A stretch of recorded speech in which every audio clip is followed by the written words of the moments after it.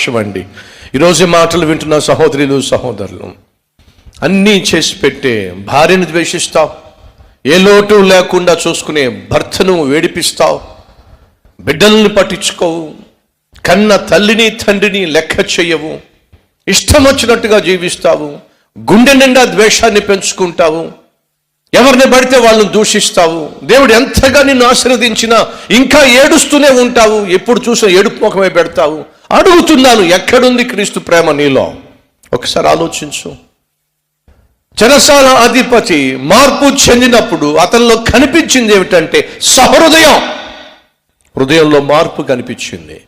రక్షించబడ్డానని చెప్తున్నావు, మారు మనసు పొందానని చెప్తున్నావు, వినో, నీ జీవితంలో నువ్వు మార్పు చెందినట్టుగా నీ క్రియలు నిరూపించకపోతే, బైబిల్ సెలవిస్తుంది, పరిసయ్యుల కంటే శాస్త్రుల కంటే మీ నీతి అధికము కాని ఎడల మీరు పరలోకంలో ప్రవేశించే అవకాశము లేదు.